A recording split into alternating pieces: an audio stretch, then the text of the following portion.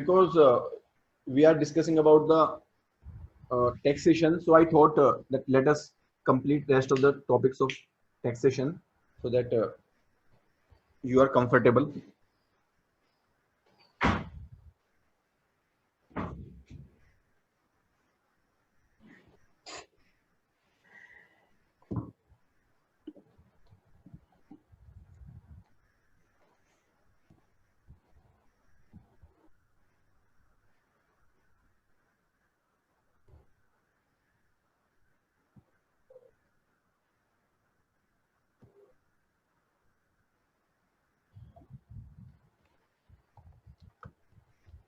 So we will start with some of the concepts related to GST, right? So there are some concepts related to GST which were not covered earlier. So we will cover those concepts now, right? We will also discuss some of the concepts of foreign taxation, and we will also discuss the FRBM Act, Encasing Committee, FRBM Act, what is the need of FRBM Act, all these things which were not covered earlier, we will be covering now. तो वो सब चीजें हम लोग अब cover करेंगे, ठीक है? So what are the concepts which will be covered in the GST? So we will cover composition scheme. So composition scheme is basically meant for simplifying the GST compliance for the small businessman. So there are small businessmen who cannot afford to comply with the GST provisions, because if they start complying with the GST provisions, it will increase the cost of compliance. So everyone is not tax friendly. Everyone is not, having the services of professionals, right? And everyone cannot maintain the accounts properly, है ना? हर किसी के बस की नहीं है कि वो account maintain कर सके. So keeping in mind these things, the government brought this provision of composition.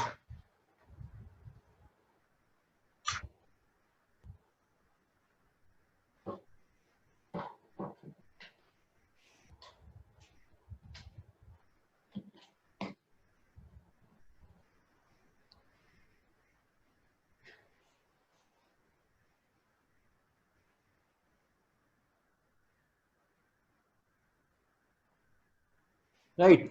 So this provision of composition scheme was introduced to simplify the GST provisions for the small businessman. Then we have a reverse charge mechanism. What is reverse charge? So normally the person who is providing the services or the person who is selling the goods, right? For example, Mr. A, Mr. B. Mr. A is selling the goods or services to Mr. B, right? Normally, the obligation to pay the GST lies with the Mr. A. Normally, Mr. A is supposed to pay the tax, but there are certain cases where it is not Mr. A who will be paying the taxes, but Mr. B who will be paying the taxes. So, such provisions are covered under the reverse charge mechanism. जो इस तरह के provision होते हैं उसको reverse charge mechanism में cover किया जाता है, ठीक है ना? तो रिवर्स चार्ज उस चीज के लिए होता है, उन एरियाज के लिए होता है. तो we have composition scheme, we have reverse charge. Third is e-way bill. E-way bill, electronic way bill, right? So this bill is used for transportation of goods under the GST act from one place to another place, right? So if goods have to travel from one place to another place, this e-way bill is used in that case. National anti-profiteering provisions. So after the introduction of goods and services tax, after the introduction of GST, the rates of tax have been reduced, and in other cases the tax obligation, the amount of tax has been reduced because of the GST, right? So because of the GST obligation has reduced a lot after the introduction of GST, right? But many a time such benefit is not reaching to the ultimate consumer. Many a time such benefit is not reaching to the ultimate consumer. Therefore, for such for ensuring that such benefit reaches to the customer, to the consumer, we have introduced these anti-profiteering provisions, right? So these anti-profiteering provisions have been introduced for that purpose. So we will discuss each one of these concepts in detail now, right? So starting with the composition scheme, So basically for the small businessman, it is very difficult to maintain the accounts. It is very difficult for them to, uh, follow the GST rules and regulations because their size of business is very small. Their income is very small. They cannot afford, they don't have the time and money to comply with the GST law, right? So for such businessmen, the government came up with one concept of composition scheme, right? So under this composition scheme, the government is saying if your turnover is less than 1 crore in some cases and less than 75 lakh in other cases, right? So in case of the northeast state, if the business turnover is up to rupees 75 lakh, that is the person is a small businessman whose business sales, what is the meaning of turnover? Turnover means sales revenue, sales value, right? The total value of sale, that is the meaning of turnover. So if the turnover is 75 lakh in the northeast states, or if the turnover is 1 crore rupees in other state, in such cases such person is not supposed to maintain the accounts. Such person is not supposed to provide the GST invoice, right? So there are many relaxations which have been given to such uh, businessmen, right? So what, so for that we need to know that first of all which businessmen are eligible. तो हम लोग देखते हैं कि कौन सा businessman eligible है उसके लिए और उनके लिए क्या बेनिफिट है, ठीक है ना? तो one thing is clear that it is for a small businessman and the purpose is to reduce the burden of GST, ठीक है? So now first of all who are eligible? So it is those dealers who are supplying only goods, they can opt, right? So be very clear, service providers cannot avail this scheme. So this scheme is primarily for goods dealers. This scheme is primarily for goods dealers, not for service providers, right? But in case of service sector, only and only the restaurants, only and only the restaurants can take the advantage of this scheme, right? So this scheme is primarily for goods, except primarily for goods, not for services. But in case of services, only and only restaurant sector, right? Then this is not available to those dealers which are involved in interstate supply of goods. So if one dealer is supplying the goods, suppose from Delhi to different state, UP, MP, Andhra Pradesh, West Bengal, right, Punjab,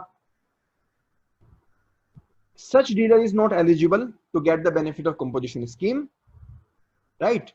Only and only those dealers which are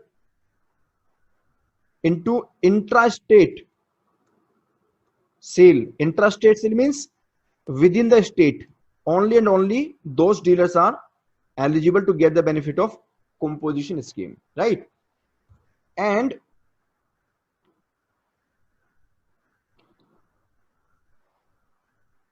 those dealers which are supplying the goods through e-commerce operators. So suppose there is one dealer who is listed in Amazon and selling the goods through Amazon. So such dealer is also not eligible to get the benefit of the composition scheme. ठीक है? Now, what are the benefits of composition scheme? Composition scheme में क्या benefit है? सबसे पहले तो rate of GST is less. Rate of GST will be 1% for traders, 2% for manufacturers, and 5% for restaurants.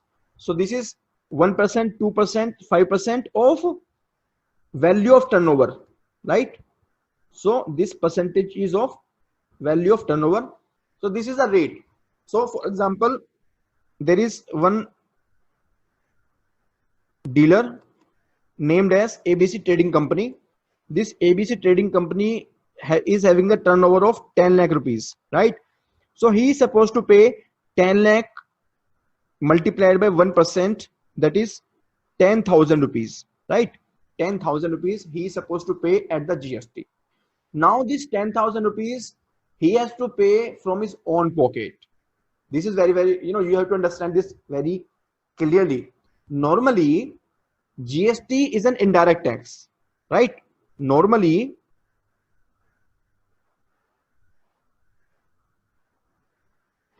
क्या होता है? GST being an indirect tax is charged from the customers, है ना?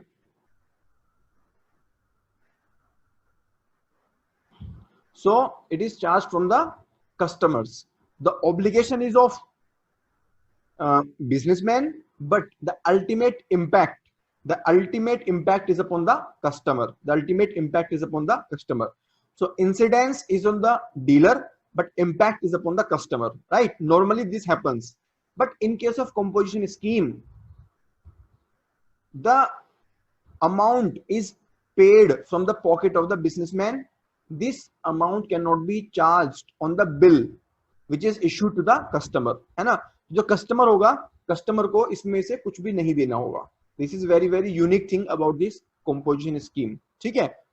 और पर्पस क्या है? पर्पस है कि हम चाहते हैं कि आप अपने सेल पे ध्यान दो. You focus on your sale, on your business. You just calculate how much is the value of your business and multiply 1% and pay the amount to us. आप हमें पैसे दे दो, बात खत्म. ठीक है? Now in this case, one more thing, that first of all, they are not supposed to collect the tax from the recipient of supplies, that is the customer, which I already told you, and even they are not allowed to take the input tax credit, right? They are not allowed to take the input tax credit. So normally what happens, if someone pays GST from his own pocket, or the GST is paid to the supplier of the goods, such GST is eligible to be claimed as input tax credit, right? So this is the unique feature of GST, because we always say that after the GST, the tax on tax has been eliminated. The cascading effect of the tax has been eliminated. So normally that happens, but in case of composition scheme, it is not the case. So in case of composition scheme, once it is paid from the pocket, neither you can charge from the customer, nor you can take the tax credit, right? So these are some of the disincentives. These are some of the disincentives, so that not everyone avails this scheme, right? Because if everyone starts availing this scheme, then the whole purpose of GST will be defeated. The people will not take the input tax, like they will start using this composition scheme and start paying the low rate of tax, right? So this is the ultimate purpose of composition scheme. Now you can see, first, who are the eligible people who can opt for the composition scheme? A taxpayer whose turnover is below 1 crore, they can opt for the composition scheme, right? Normally, in case of northeastern states and Himachal Pradesh, this limit is 75 lakh, right? Normally this limit has been increased to 1.5 cr from 1 cr. So instead of this 1 cr, this limit has been actually increased to 1.5 cr. But although this has been decided by the GST Council, but this has not yet been notified. What is the meaning of that it is not notified? It means it has not been converted into the law. अभी उसको हमने कानून नहीं बनाया है, हमने सिर्फ इसको डिस्कस करके रख लिया है, right? So this 1.5 cr is the decided but not implemented. It is decided but not implemented.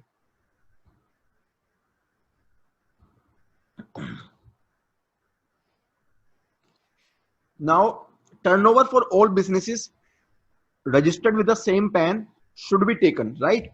So that means if suppose Mr. A is having 4 different branches of his business, one branch is in North Delhi, one is in East Delhi, one is in South Delhi, one is in West Delhi, right? So he cannot say that my turnover of each of the showroom will be taken separately. No, the combined turnover of these all showrooms will be considered, right? So the person will be given the benefit only and only if the combined, the total value of all the sale made on all the businesses, all the branches are less than the limit of 1 CR, right? Now, who cannot opt? Who cannot opt? Number 1, supplier of services. I already told you, supplier of services other than restaurant related services. Then manufacturer of ice cream, pan masala, tobacco. Casual taxable person or non-resident taxable person. Casual taxation person क्या होता है? So the person who is doing the business casually from outside India, है ना? Casually वो business कर रहा है.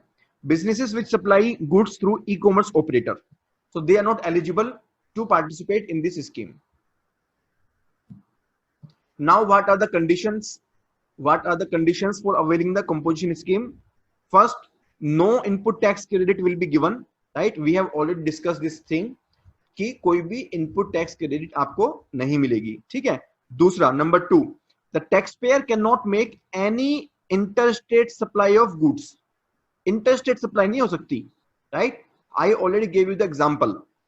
The person cannot supply the goods from Delhi to different state. The sale has to be made within the state only. Third, the dealer cannot supply GST exempted goods. GST exempted goods means the goods on which the GST is not levied, right? So in that case also, this composition scheme is not applicable, right?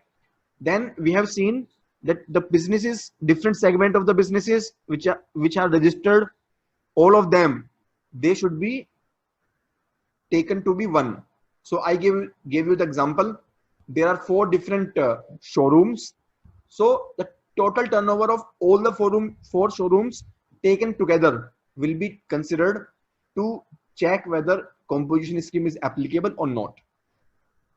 The taxpayer has to mention the words composition taxable person. So these are some of the compliances कि उसको अपने he has to display on the signboard, he has to display on the bills that he is a composition taxable person, so that he is not able to charge extra GST from the customer, and customers are not obliged to pay the GST to such person, ठीक है? तो ऐसे लोगों को उनको clearly बताना होगा कि मैं कंपोजिशन स्कीम में टैक्स पे कर रहा हूं, आपको मुझे अलग से कोई टैक्स देने की जरूरत नहीं है.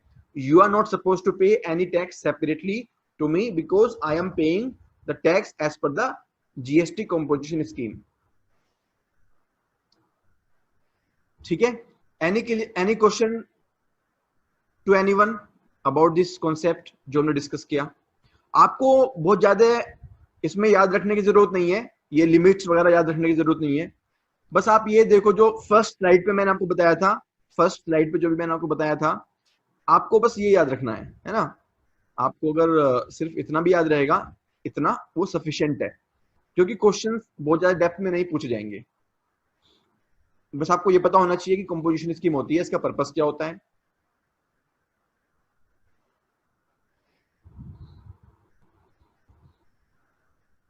Any question from anyone? Sir जो जिसको कंपोजिशन अवेयर करेगा स्कीम, उसको क्या पर्सनली बेनिफिट होगा एज कंपेयर टू जीएसटी? उसको बेनिफिट ये है कि क्या उसको बेनिफिट देगी ये? उसको बेनिफिट ये है कि उसको कोई बिल मेंटेन करने की जरूरत नहीं है। The person is not suppose to maintain any bill, है ना। The person is not suppose to you know maintain the return, annual return होती है, बहुत सारे अकाउंट्स मेंटेन करने होते हैं, तो बहुत सारे कंप्लायंस बर्डन जो होता है वो उसको करने की जरूरत नहीं है। और चलिए तो नेक्स्ट कॉन्सेप्ट की बात करते हैं। In the next concept we will discuss about reverse charge mechanism, है ना, reverse charge mechanism. So normally suppose Mr. A is selling the goods or services to Mr. B, right? So Mr. A will supply the goods or services and Mr. B will make the payment. Suppose 1000 rupees is the payment, and out of this 1000 rupees Mr. A, he will deposit some amount as GST with the government. So this is the normal mechanism. But in case of reverse charge, first of all, in which condition this reverse charge is used, why this reverse charge is used. So it is quite possible that this Mr. B is a big company. It is a big company, right? It is registered under the GST. But this Mr. A is a very small businessman and not registered in the GST. वो GST में registered नहीं है. So in such case, Mr. A cannot collect the GST from Mr. B because the person is not registered in the GST.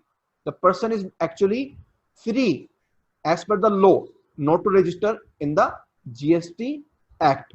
So the person has a freedom not to register in the GST Act because the business size is very, very small. The business size is maybe up to 20 lakh rupees in the year. पूरे साल में सिर्फ business कितना होता है?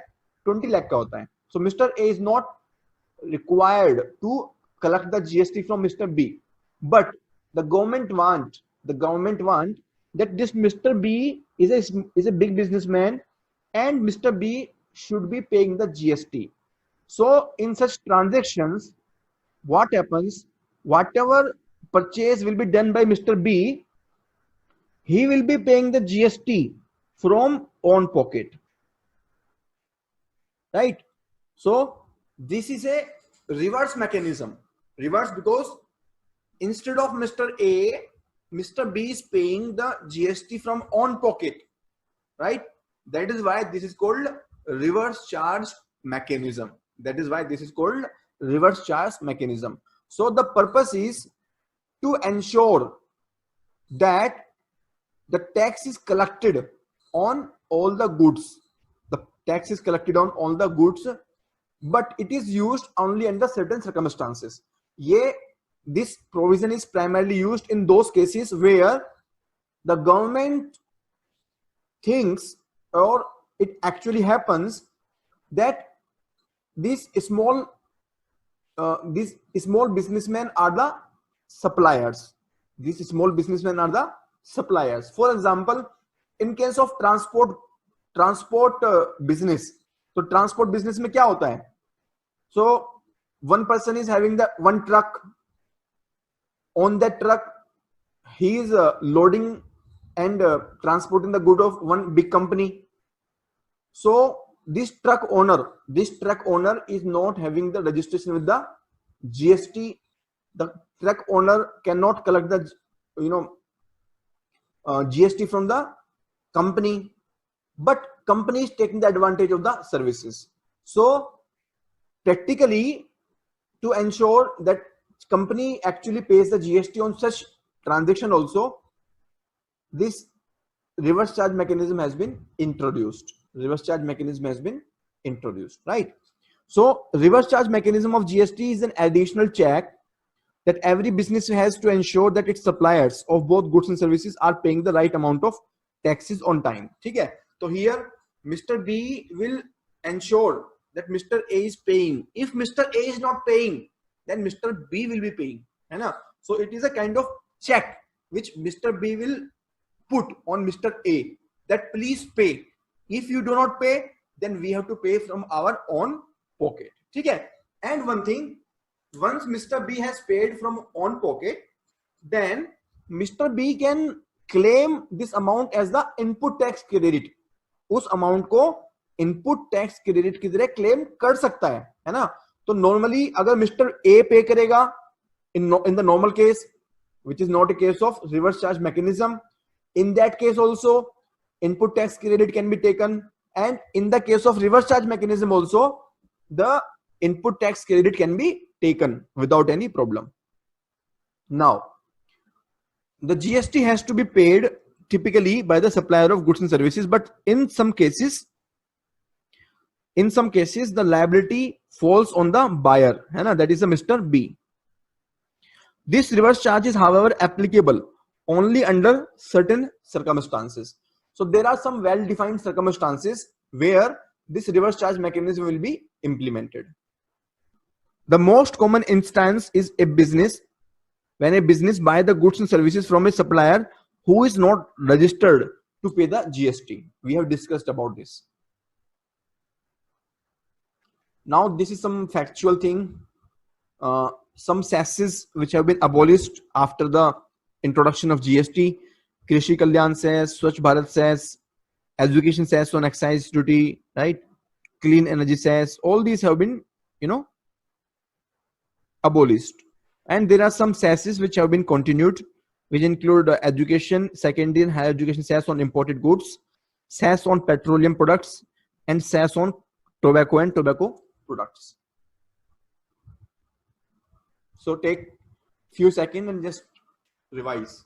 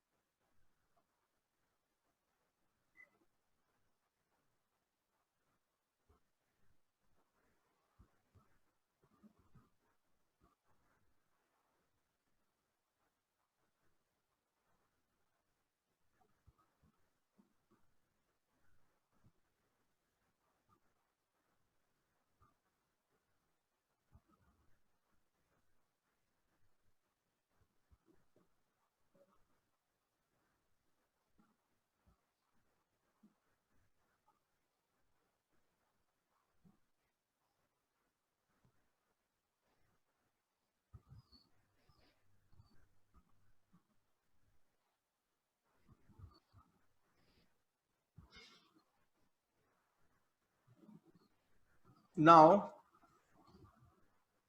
the next concept is about the e-way bill, electronically generated way bill. ठीक है, तो वे बिल क्या होता है? So basically before the GST,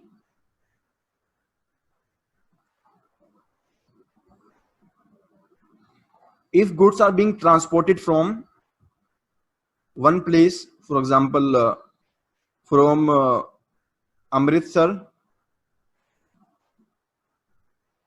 to Jaipur, then in between there will be many state boundaries, right? On every state boundary there will be one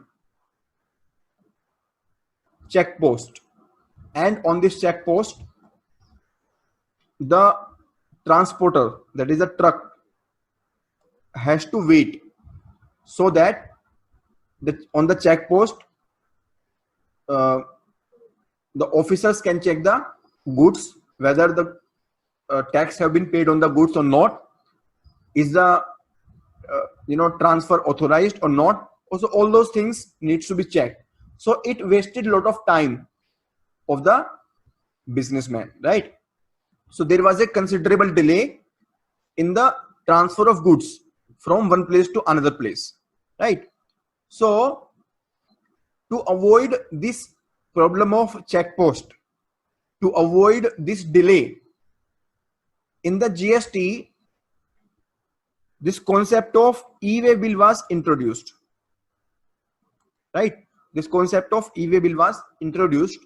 So as per this concept, now the seller of the good or the person who is supplying the goods, the person will register the transaction or give the details of the transaction on the GST website, which is called GST network, GSTN, right? So this will be generated by the GSTN, either by the supplier or maybe by the recipient of the consignment before the movement of the goods, right? So these details will be filled on the website of the GSTN. The e-way bill document will be generated, and this e-way bill will be carried along with the transportation vehicle, that is the truck. तो truck के साथ में इस e-way bill को साथ में लेके जाएंगे, and just by showing this e-way bill on the border, the border person can allow the transfer of goods without any further checking, because this e-way bill is already registered on the GST network. The officer who is checking the movement of transport vehicles on the border also has the access to this data, right? So a unique transaction number is generated when this e-way bill is generated. So that unique transaction number will be given by the truck person to the officer, and officer can check that okay, this is already registered in the GST network. So you can go and you do not need to stay here, you do not need to wait on the border, right?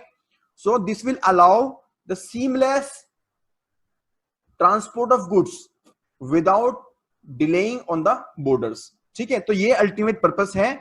Now there are some rules and regulations which have been made to implement this concept. तो कुछ rules and regulations हैं जो इसको implement करने के लिए बनाए गए हैं. Let us see what are those rules and regulations, right?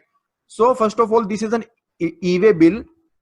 It is electronically generated bill, right? So bill means it is basically a document. You just need to understand that this is just a document, nothing else.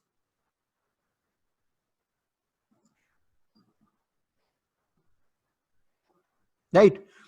Documenting any transport of goods of a value more than 50,000 rupees. So this e-way bill concept is used only when the total value of goods transported is more than 50,000 rupees. If the value is up to 50,000 rupees, then this concept is not used. because in that case it will be again not easy to generate e-way bill again and again for a small transaction. So we have kept the minimum limit of 50,000 rupees so that small value transactions are not given the burden of e-way bill. Okay. This bill once generated is valid for 1 day for consignment up to 100 kilometer, and then additional 1 day for every 100 kilometer thereafter, right? And this is applicable even in the case of intrastate movement, that is beyond 10 kilometer, है ना? तो value of 50,000 rupees or more, or the distance of 10 kilometer, right? Even in case of intrastate, yani ke if the goods have to move from one place to another place within the same state, then also this e-way bill is also required, because even within the same state also there can be different check post, है ना? So check post can be on every city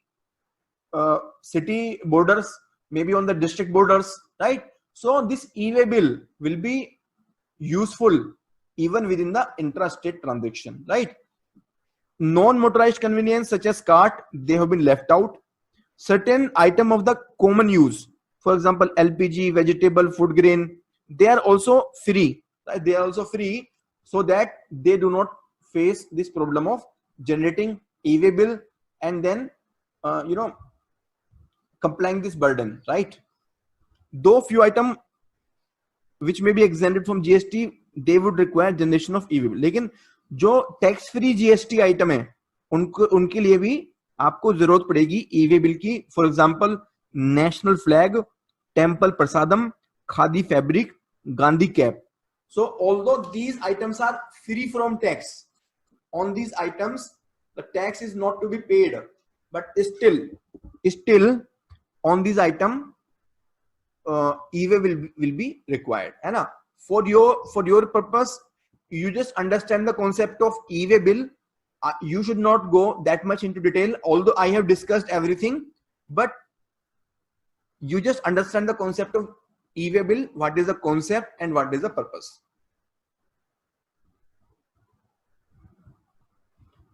Any doubt till now? अभी तक कोई doubt है किसी को?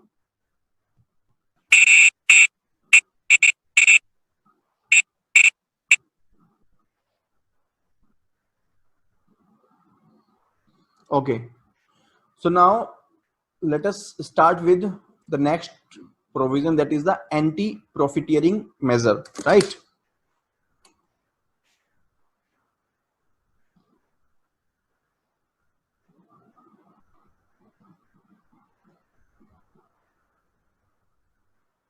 So this heading is wrong.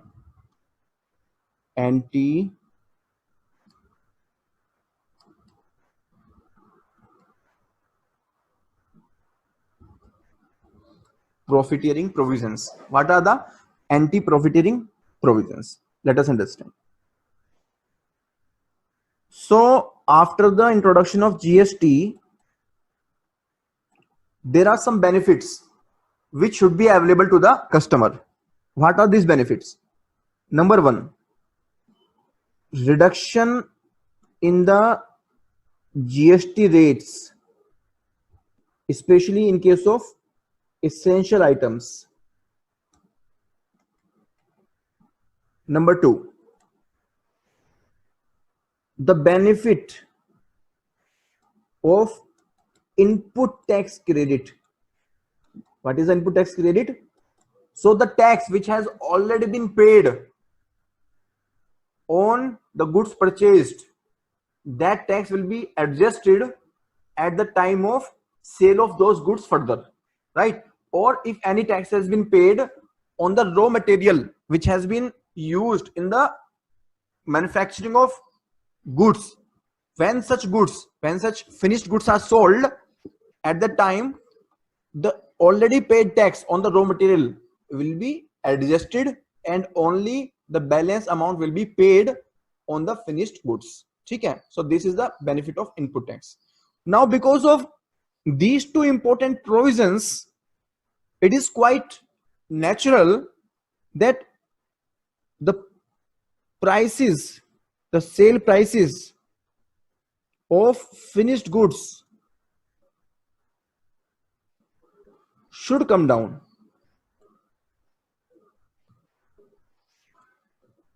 right? वो कम होने चाहिए, ठीक है? But practically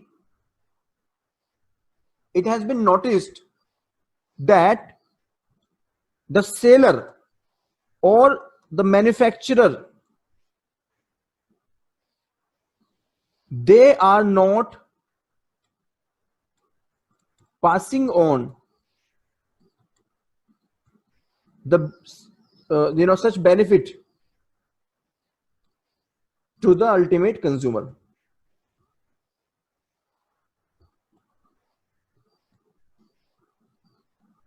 Right? So actually, suppose earlier the price was 1,000 rupees, and because of GST, there is a total benefit of 200 rupees. Now the new price should be 800 rupees, but the seller is actually selling the goods at 900 rupees, right?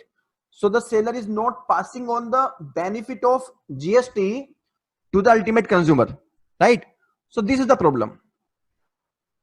To avoid such cases and to ensure that entire benefit of GST is passed on to the consumer, under the GST law, the government made certain anti-profiteering provisions.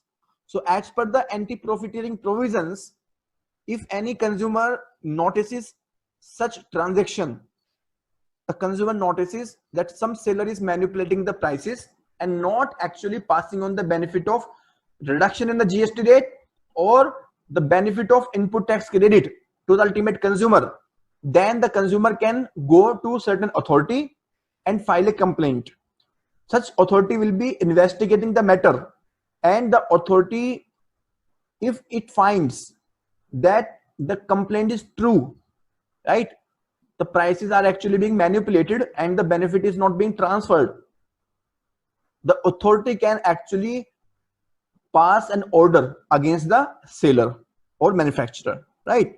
So the authority can ask for reduction in the prices, number one.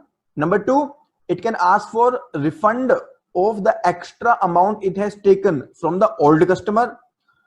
In case the old customers are not identifiable, they are non-traceable, right, then any extra amount which has been taken from the old customer, that amount needs to be deposited with the government in the name of a particular fund, that is a consumer welfare fund, right? So this is the another thing, right? So first was reduction in the prices for the future customer, number two, refund of the extra amount which has been taken from the old customer, and number three, levying a penalty, right, a kind of punishment, right? And there are some other points on which the businessman, the seller, manufacturer can be punished, right? So this is the anti-profiteering provision, right? And to enforce this anti-profiteering provision, National Anti-Profiteering Authority has been established, right? So National Anti-Profiting Authority will actually conduct overall survey.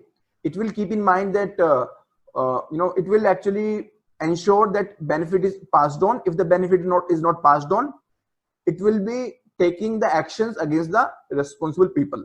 So these are the anti-profiteering provisions. Now let us see. So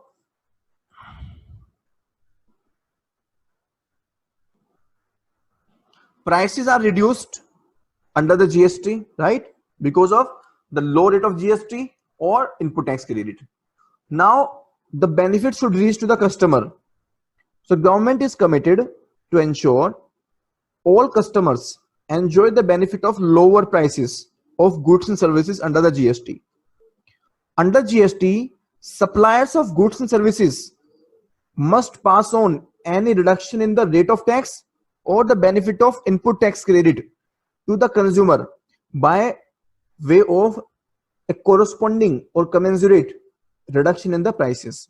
If this is not done, right? If this is not done, the consumer's interest is protected by National Anti-Profiteering Authority, which may order, right? So what are the powers of National Anti-Profiteering Authority? National anti profiting authority क्या कर सकती है? क्या कर सकती है? Number 1, reduction in the prices. Number 2, return of the extra amount with the interest. And number 3, imposition of penalty. And number 4, cancellation of the registration of the supplier. Right? So these are the National Anti-Profiteering Authority powers. So you can see this government notification. The government approved the creation of post of chairman and technical member of the NAA, and the purpose is to pass on the benefit of reduction to the ultimate consumer by way of reduction of the prices. Right? Institutional mechanism has been created. This is the procedure. Consumer can file the application with the screening committee. Right?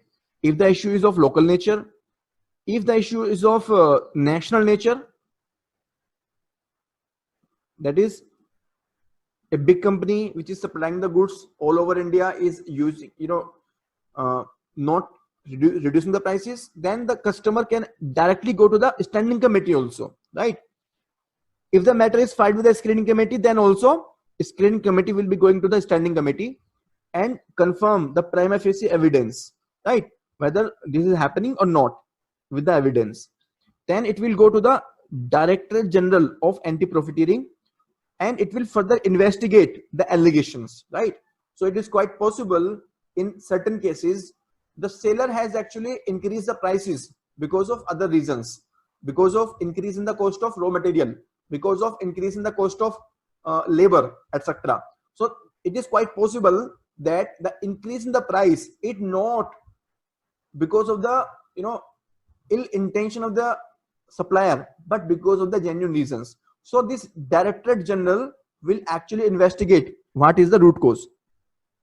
And finally, National Anti-Profiteering Authority, it will determine profiteering, that is how much profit has been taken by the supplier by manipulating the prices, and pass an appropriate order to ensure that consumer benefit from the reduced prices, right?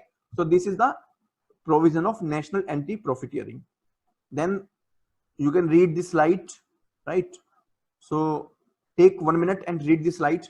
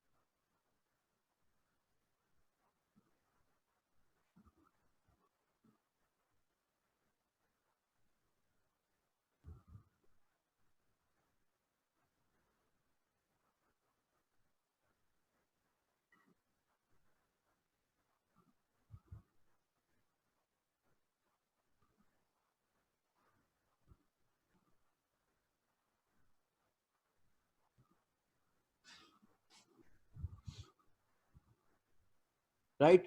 So any doubt? यहां तक कोई किसी को doubt है तो आप पूछ सकते हो.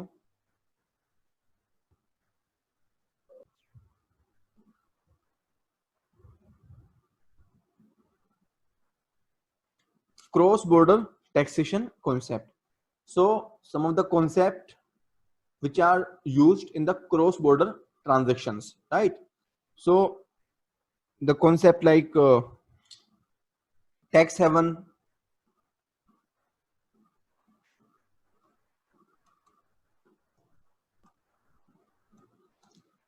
GAR, general anti-avoidance rules, right?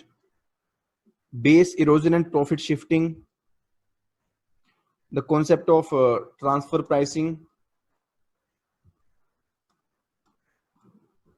the concept of advanced pricing agreement.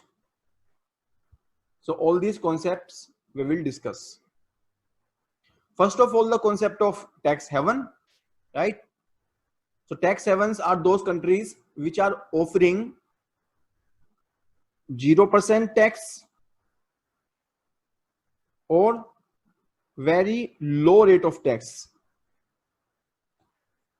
and the companies from other countries, they are locating their offices in such countries with an aim to save the tax obligation, right? So with the purpose to reduce the tax obligation, the companies from other countries, they are registering their offices in such countries. So these countries are called tax havens. These countries are called tax havens.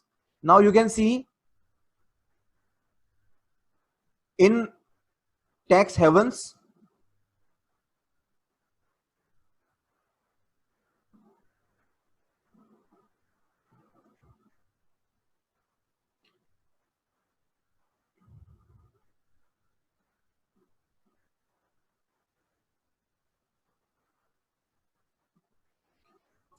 if you see these top tax havens of the world, right? So here in each of the country, you can see the amount. 106 US dollar billion has been transferred to this particular country, right? Which actually constitutes 61% of the local profit, right? So around 61% of the total local income is coming from the profit which is transferred from the other places. In the Caribbean, this is constituting 95%. So 95% if the income is coming from outside the country, just by way of shift of the profit. Similarly, Switzerland 61%, Singapore 58%, right? Bermuda 96%, Malta 86%, right? And you can also see the rates of tax are very, very low. In case of Ireland, just 4%, Caribbean only 2%, Singapore only 8%, right? In India, the rate of tax is 25%.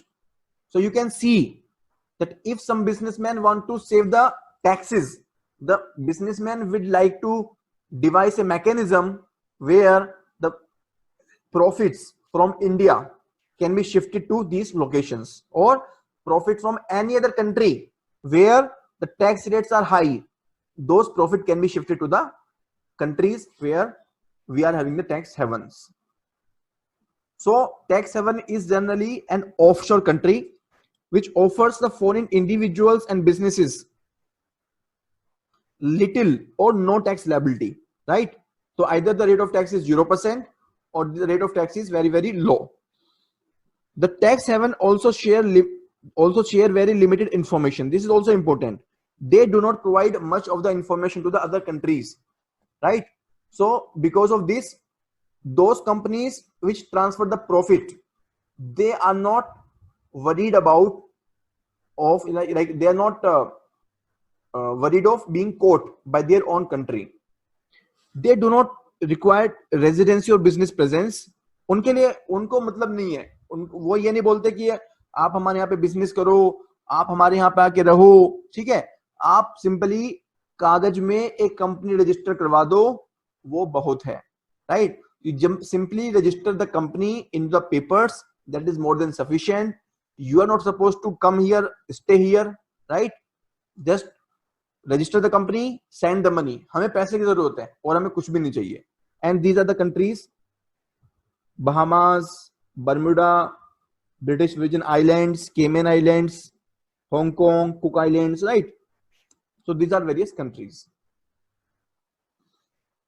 So you can see even the big companies, they are using these tax havens. Walmart, it is having 78 subsidiaries, 78 companies in different tax havens, right? Without having any store. So in these companies, Walmart is not having a single store, single retail store, but it has registered 78 companies, right? So can you see these big companies are taking advantage of the Walmart through these transactions.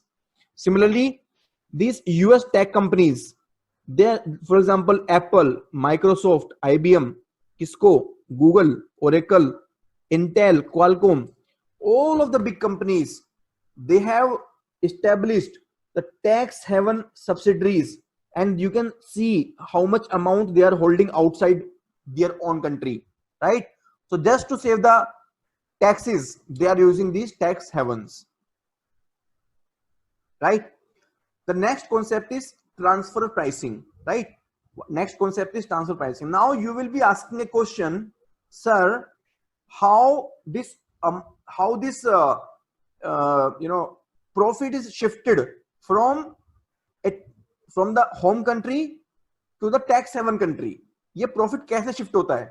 So there are various mechanisms. One of the mechanism of shift of the profit from home country to the tax haven is by manipulating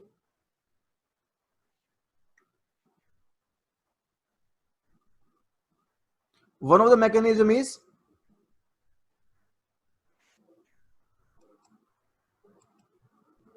manipulating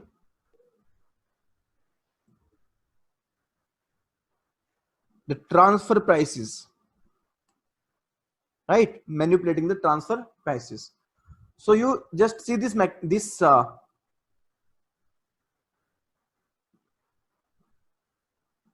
diagram. So this is the Indian company,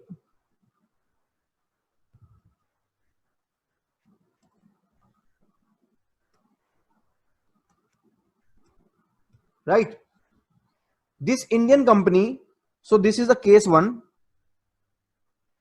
this is the case 2, right? In the case 1, Indian company is supplying some, it is buying some goods from the foreign company. So this is the company which is located in tax haven, and this company is located in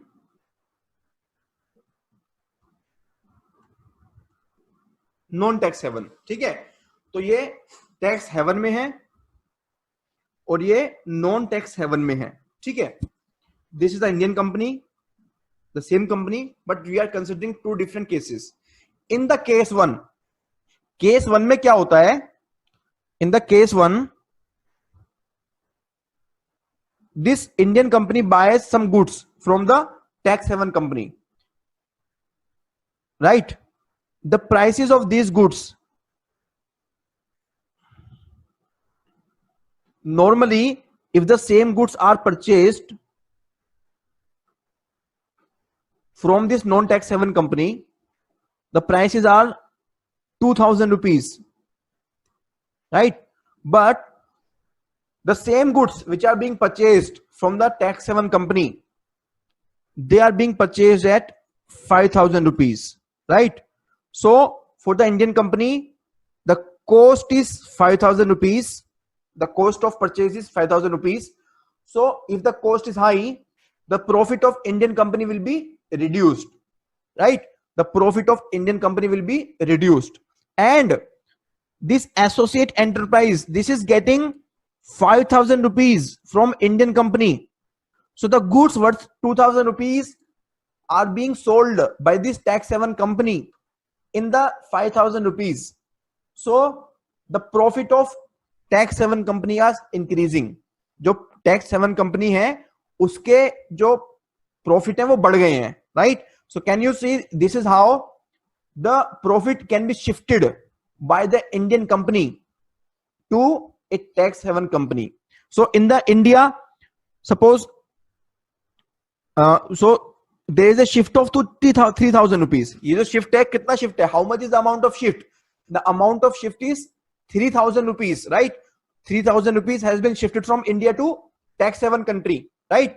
In India, on this 3,000 rupees, the tax obligation would have been 25%. That is 750 rupees. India में 750 रुपए देने पड़ते Indian company को, ठीक है? लेकिन जब ये पैसा पहुंच गया टैक्स हेवन में, when this money reached to the tax heaven, then the tax obligation is either zero or very very meager, maybe 1%, 2%. So this tax has been saved by the Indian company by transferring the profit to its own associate enterprise in the tax haven company, right? So this is how this manipulation of transfer pricing is done. And to avoid these kind of transaction, the arm's length price is taken. So what is the meaning of arm's length price? This 2,000 rupees is the arm's length price or normal price. If the price is not manipulated, if the transaction is done with the unrelated party, independent party in a non-tax haven, this is the normal case. In the normal case, we actually see what is the price, and we see the price with the company which is the associated company and which is located in the tax haven company. So we like the government under the Income Tax Act, it compares the prices, and if there is a difference in the price, then the tax authority can actually demand more taxes from the Indian company, right? So this transfer pricing, this manipulation of the transfer pricing is controlled by the Indian government by applying certain provisions. So those provisions are called general anti-avoidance rules. उसको हम क्या बोलते हैं? General anti-avoidance rules, right? So what are general anti-avoidance rule? So first of all, we need to understand what is the meaning of tax avoidance. Tax avoidance का मतलब क्या होता है? Tax avoidance का मतलब होता है that legally tax obligation is there, but the taxpayer has manipulated the transaction to avoid the tax obligation, right? So the taxpayer has actually manipulated the price, manipulated the transaction, or there can be many other mechanism. So to avoid the tax obligation, the taxpayer has actually just manipulated the transaction, right? So this is called tax avoidance, right? So this GAAR, what is GEAR? General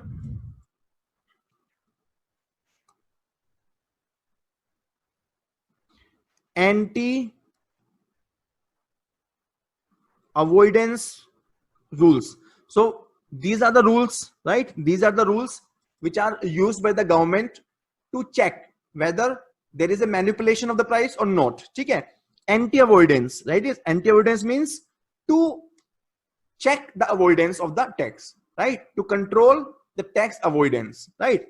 General, what is the meaning of general, right? General means this will be applicable on all the transactions, whether transaction is a big transaction or a small transaction, whether transaction is happening with a tax haven country or other country, all the cases will be applicable, will be obliged to follow these rules, to follow these GAAR rules. ठीक है? तो ये जो rules हैं ये सारी companies को follow करने ही हैं. Before this general anti-avoidance rule, so basically this GAAR, it came into effect from 1st of April 2017, right? and these were recommended by the Parthasarathi Shom Committee panel.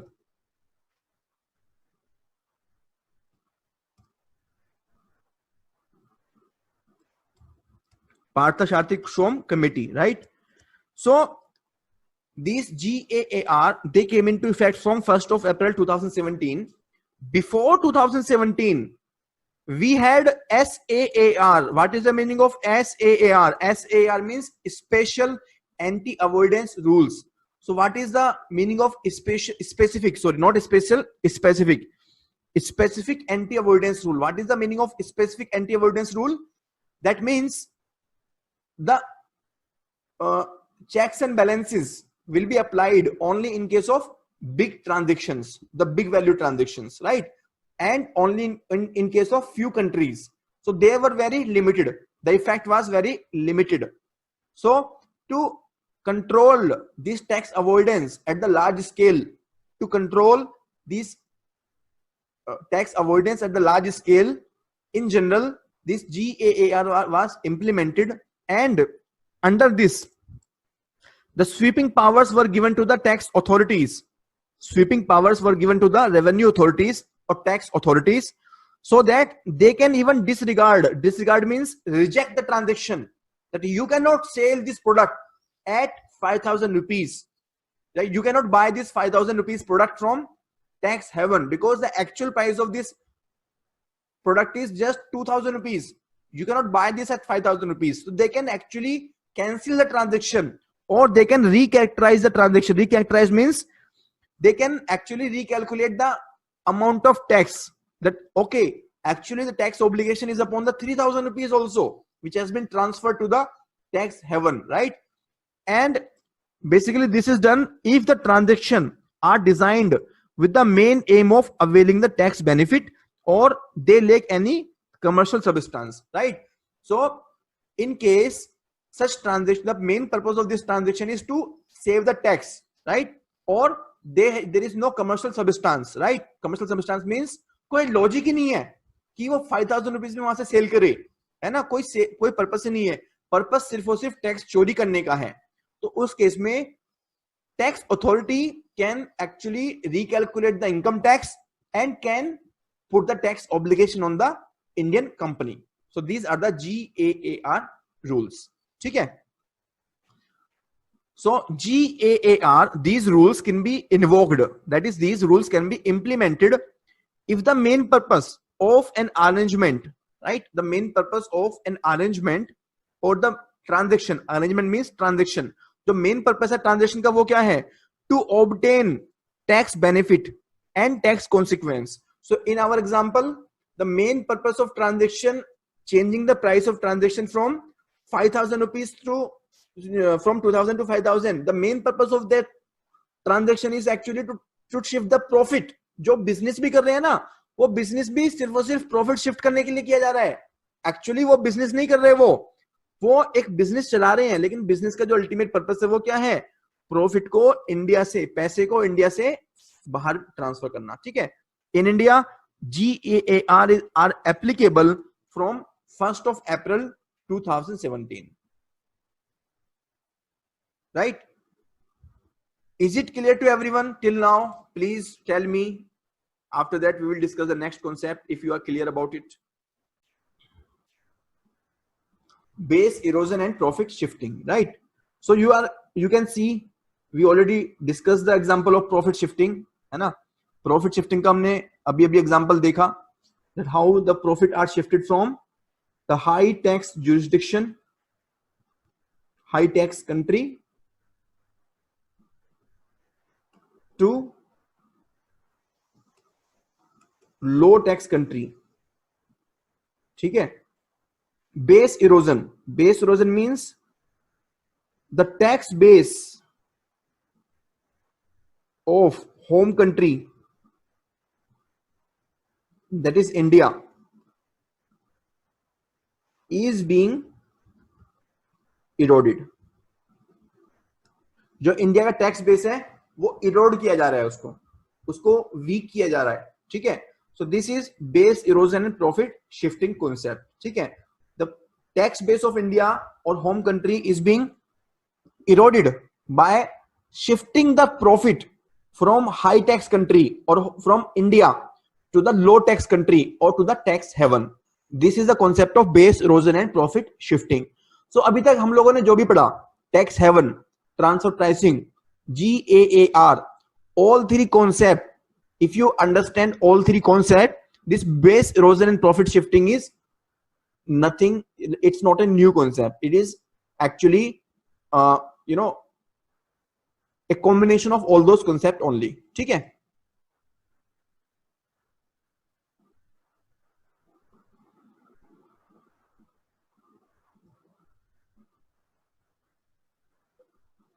चलिए तो देखते हैं. The idea is simple. Firm makes the profit in one jurisdiction. तो firm ने profit बनाया India में, right, and shift them across border. Shift कहां कर दिया? सपोज शिफ्ट कर दिया केमन आइलैंड में, टैक्स हेवन में. ठीक है, कैसे शिफ्ट किया? How? By exploiting the gaps, mismatching in the gaps and mismatches in the tax rules. So जो टैक्स रूल होते हैं, जो टैक्स रूल्स होते हैं उसमें उसका मिसयूज करके, उसमें जो गैप्स होते हैं उसको एक्सप्लॉइट करके. ठीक है, तो जैसे मैंने आपको एग्जांपल दिया कि प्राइस 5000 रुपीज की, जो 2000 रुपए का ट्रांजेक्शन था उसको 5000 में कन्वर्ट कर दिया. ठीक है, purpose is to take advantage of the lower taxes and thus not paying the taxes in the country where the profit is made. तो उस कंट्री में जिस कंट्री में प्रॉफिट बनाया है उस कंट्री को आप टैक्स नहीं दे रहे हो. इस कॉन्सेप्ट को बोलते हैं base erosion and profit shifting. This concept is actually used in the corporate taxation context. ठीक है, so the concept of tax heaven is a very general concept. Tax haven can be exploited by the corporate, by the politician, by the black money holder. Anyone can use the mechanism of tax haven. ठीक है, this base erosion and profit shifting is much more prevalent or much more specific to the corporate. ये corporate के लिए ज्यादा होता है. ठीक है, so in these cases basically it is a tax avoidance strategy. What is tax avoidance? Basically not paying the taxes even after there is a tax obligation. It is used by the multinational companies. I told you this concept is primarily because of corporate, right? So this concept is primarily used by the MNC. जो MNC होती है ना उसको वो use करते हैं. The MNCs are actually exploiting the mechanism of transfer pricing and tax havens. They are using the transfer mispricing. You can see transfer mispricing. They are using the DTAA, double taxation avoidance agreement. We will discuss about it, right? Inflating the invoices. I already gave you the example. The invoice has been inflated from 2000 to 5000 rupees. Benami transaction, round tripping. Round tripping means sending the black money and then bringing back the same money again as the white money. ठीक है, treaty shopping. That means misusing the provisions of the treaty between the two countries, right? So the amount from the high tax country is shifted to the low tax country. ठीक है, so this is BEPS, base erosion and profit shifting. So you can see this example. A is the subsidiary of holding company B. So B is the holding company. Suppose this is the Apple and A is its subsidiary. Subsidiary means the 100% owner is Apple, right? So I already told you the concept of subsidiary in the chapter of FDI. ठीक है, FDI के chapter में मैंने आपको बताया था what is the meaning of subsidiary. So here the company A is actually the subsidiary of company B, right? Or Apple. ठीक है, now this company A, this is located in a high tax nation.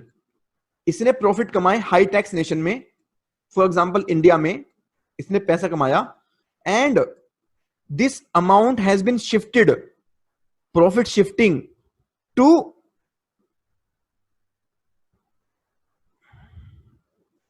come to the country C. Country C is a suppose Cayman Island. So the profit has been shifted from India to Cayman Island, right? So C is a tax haven, right? A should have transferred the profit to B. B is also a high tax country. But this was not done. Rather, it was shifted to tax haven, right? So now the profit are not in India, the profit are not in B, and profit are not in Cayman Island. So no tax will be paid either in A, B, and C. So you can see the profit has been earned. The profit has been earned, but no profit, no tax has been paid on this transaction, right? So this is one example of the BEPS, right? So what are the causes of BEPS? Existence of loopholes in the domestic tax law, inadequacy of treaty provisions. Domestic tax law are having the agreement between the two countries, agreement between the India and Cayman Island. So the agreement between the India and Cayman Island do not cover the innovative business models. So जो चोर लोग होते हैं, the person who is expert in manipulation keep inventing new models, new business models, innovative models to shift the profit from India to the Cayman Island. But the government is not aware about these innovative models. Government को इन innovative model का पता नहीं होता. That is also one of the reason. Ineffectiveness of anti-abuse measures, right? So there are measures like GAR. So even these GARs are ineffective at many times. कई बार जो GAR होते हैं वो भी ineffective होते हैं. उसकी वजह से भी BEPS actually happens. You can see another example. So Apple is having stores in different countries. It is earning the profit, right?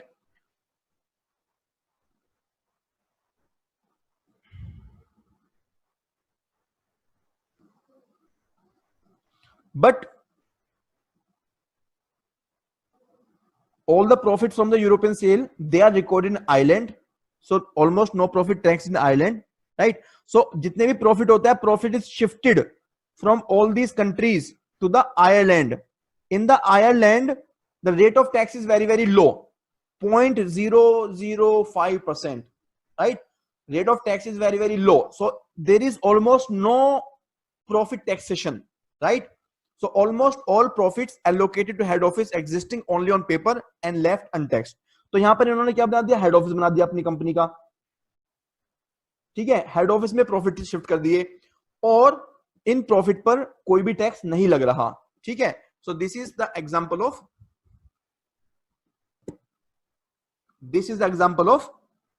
BEPS, ठीक है. सो OECD, Organization for Economic and Cooperation,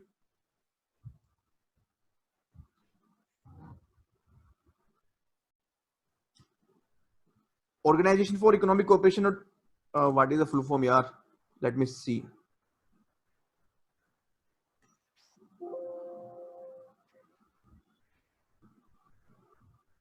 Okay, give me a second.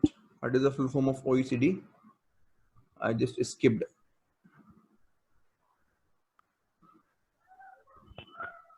Organization for Economic Cooperation and Development. Okay. Yes. Organization for Economic Cooperation and Development, it states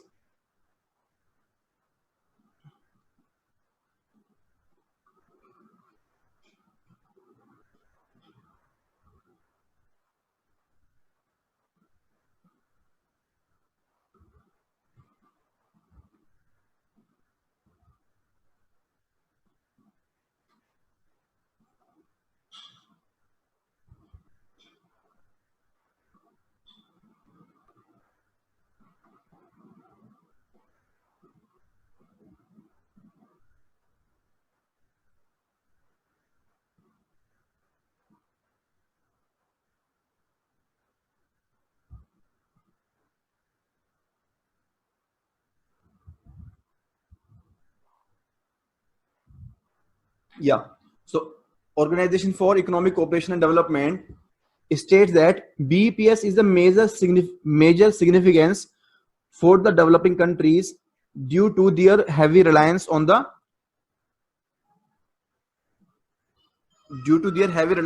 income corporate income tax. ठीक है, क्योंकि जो developing country है जैसे कि India, we are highly dependent for our tax revenue on the corporate income tax. So you must be knowing our corporate income tax is very high, like the rate is also high, and in the overall composition of tax revenue the share of corporate tax is very high, right?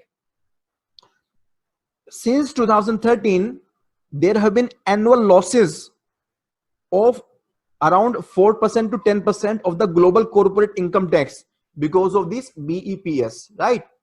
So the OECD, it has under the authority of G20 countries, has considered the ways to revise tax treaties, tighten the rules and to share more government tax information. ठीक है, तो tax treaties को for example DTAA उनको revise करना है, rules को tight करना है, for example GAAR, and the more information has to be shared with the other government, right?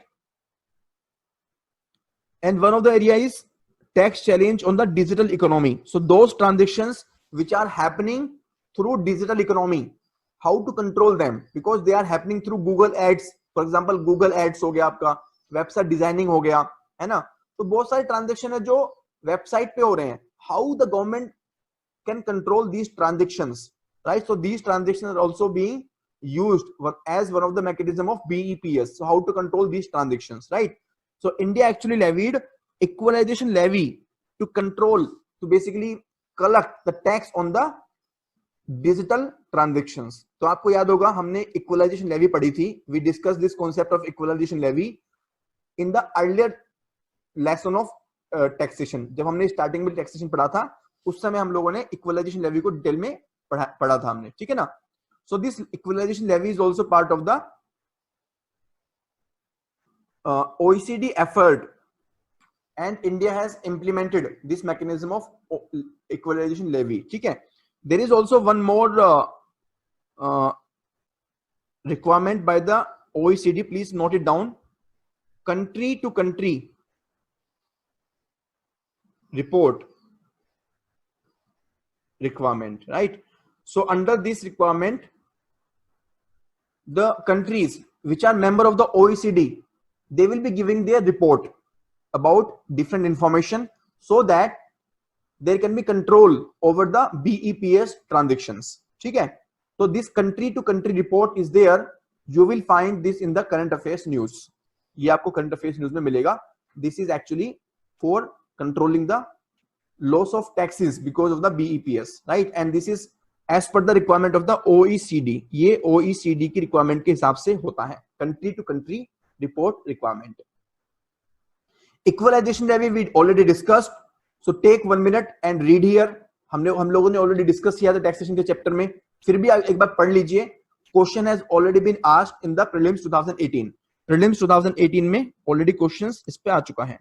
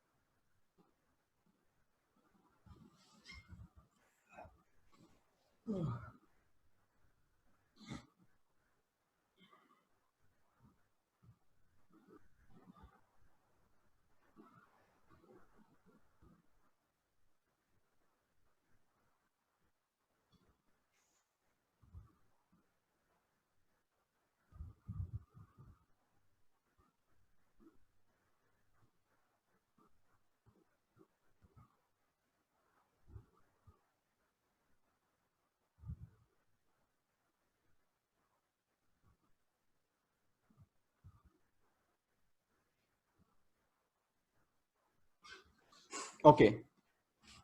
Now, advanced pricing agreement.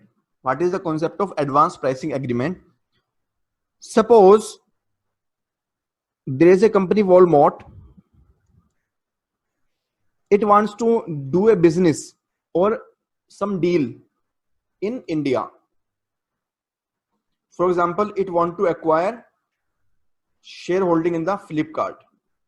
So before it acquires the company of Flipkart, it would be interested in knowing how much will be the tax obligation of India, right? So based upon the knowledge of tax obligation, it will be evaluating whether this deal will be worth it, whether this deal will be viable considering the tax obligation of India, right? So this Walmart, this can go to one authority under the Income Tax Act and can ask, can inform in advance that I want to enter into this deal with the Flipkart. So can you please tell me what will be the tax obligation? So income tax authority will be telling that, okay, Walmart company will be having such obligation if you enter into this transaction. So the purpose is to make it easy for the foreign investor to come into India and not to involve into any conflict after the transaction happens. तो transaction होने के बाद में income tax वाले बोले कि आप पे तो 40% टैक्स लगता, वॉलमार्ट बोले सर हमने तो वकील से पूछा था, वकील हमने बताया कि 20% टैक्स लगेगा, है ना? तो वो कंट्रोवर्सी होगा तो क्या होगा?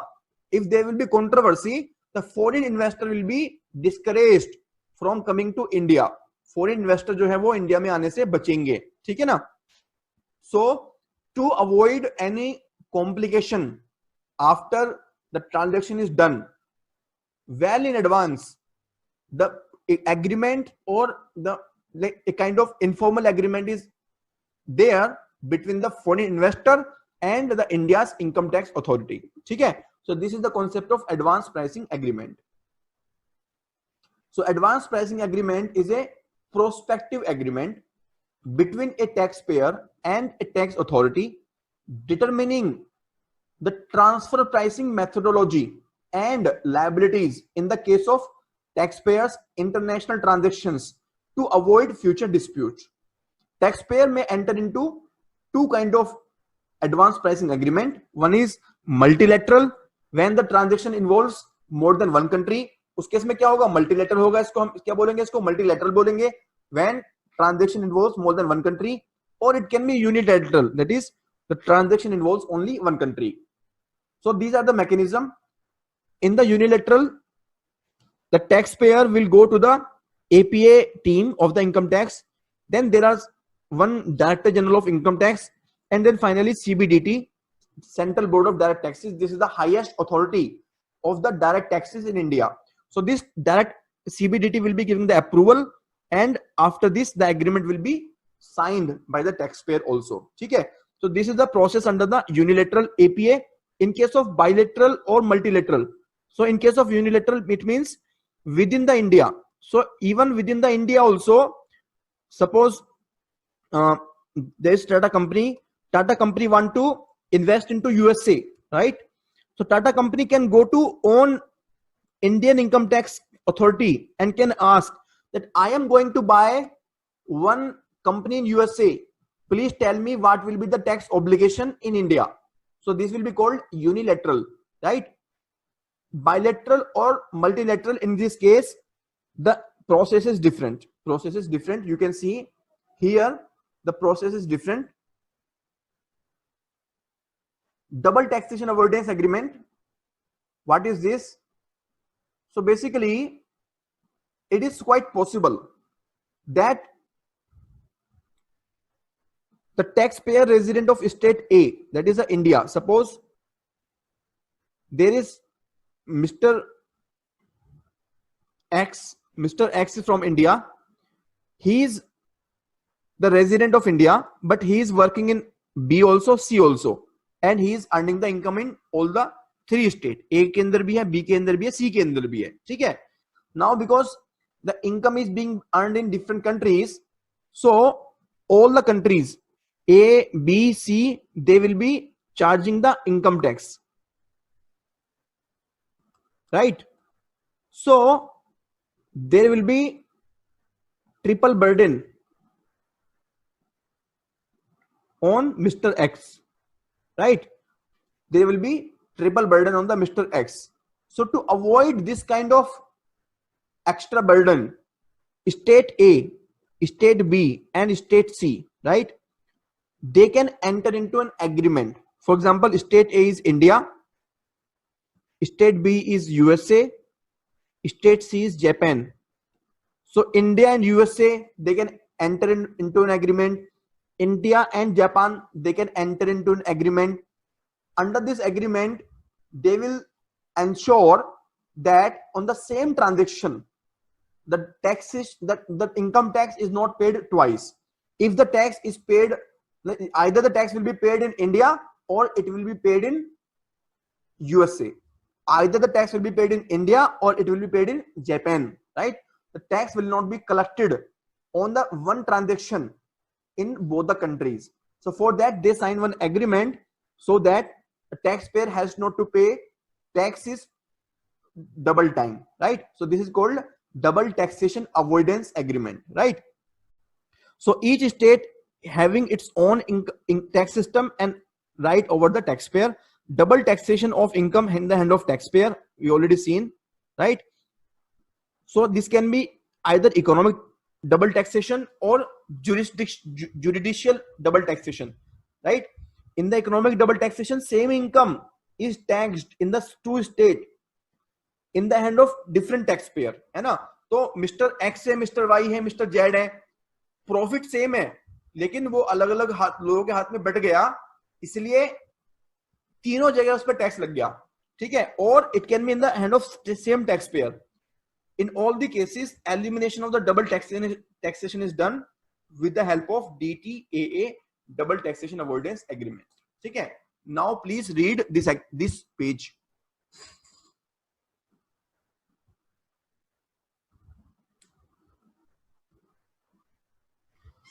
So it is a tax treaty, right?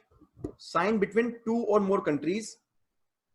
The key objective is the taxpayer in these countries can avoid being taxed twice for the same income. It applies in those cases where the taxpayer resides in one country and earns income in another. It can be either for all the income or for certain income, right? या तो ये सारी income के लिए हो सकता है कि जितनी भी इनकम है हम दोनों की कंट्री के बीच में सारी की सारी इनकम पे आपका कोई टैक्स नहीं लगेगा डबल टाइम, या कुछ सर्टेन इनकम पे, है ना, सिर्फ शिपिंग वाली इनकम पे, एयर वाली इनकम पे, इनहेरिटेंस वाली इनकम पे नहीं लगेगा, बाकी पे डबल लग सकता है, ठीक है? So India has entered into DTAA with more than 80 countries, which include Australia, Canada, Germany, Mauritius, Singapore, UAE, UK, USA, etc., etc. There are more than 80 countries.